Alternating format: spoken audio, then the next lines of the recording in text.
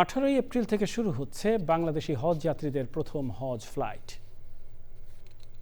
হজ ও ওমরা যাত্রীদের সার্বিক ব্যবস্থাপনা, সরেজমিনে তদারকি এবং সৌদি সরকারের সুষ্ঠু হজ পালনের জন্য ধর্মমন্ত্রী শাহ মোফাজ্জল হোসেন কায়কোবাদ দ্বিপাক্ষিক বৈঠক করেন সৌদি হজ ও ওমরা মন্ত্রী তৌফিক বিন ফৌজান আল রাবিয়ার সাথে। মদিনা থেকে বিস্তারিত জানাচ্ছেন এমওয়াই আলাউদ্দিন। আর মাত্র কয়েকদিন পরেই শুরু হচ্ছে বাংলাদেশি হজ যাত্রীদের প্রথম হজ ফ্লাইট। এর মাধ্যমে শুরু হবে এ বছরের হজের কার্যক্রম। হজ ব্যবস্থাপনায় সার্বিক তদারকি ও সৌদি আরবের মদিনায় হজ ও উমরা কনফারেন্সে অংশ নিয়েছেন ধর্মমন্ত্রী। এছাড়া উন্নত হজ ব্যবস্থাপনায় দ্বিপাক্ষিক বৈঠক করেন সৌদি হজ ও উমরা মন্ত্রী তৌফিক বিন ফৌজান আল রাবিয়ার সাথে।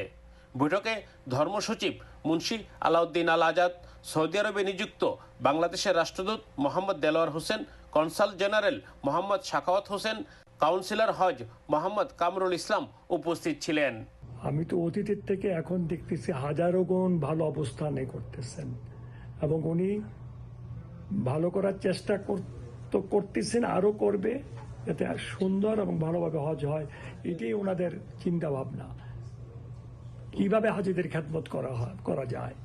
হাজিদের খেদমত করার জন্য এত প্রচেষ্টা ওনাদের। সুষ্ঠু হজ ব্যবস্থাপনায় এসব কনফারেন্স ভূমিকা রাখবে বলে মনে করছেন হজ এজেন্সিজ অ্যাসোসিয়েশন বাংলাদেশের সাবেক মহাসচিব। যারা বেস্ট সার্ভিস দিচ্ছে, যাদের গাড়ির সুবিধা আছে, উমরা হাজি সাহেবদের জন্য যারা ভালো সার্ভিস দিবে, তাদের সাথে কন্ট্যাক্ট করার জন্য আমরা বিভিন্ন স্টলে ঘুরে দেখতেছি। বিশ্বের বিভিন্ন দেশ থেকে যেসব উমরা পালনকারীরা এবং উমরা কোম্পানির সাথে সংশ্লিষ্ট যারা এখানে আসছেন এবং তাদের হজ ব্যবস্থাপনা, উমরা ব্যবস্থাপনায় তার অনেকটা ভালো ভূমিকা রাখবে বলে মনে করছেন সংশ্লিষ্টরা।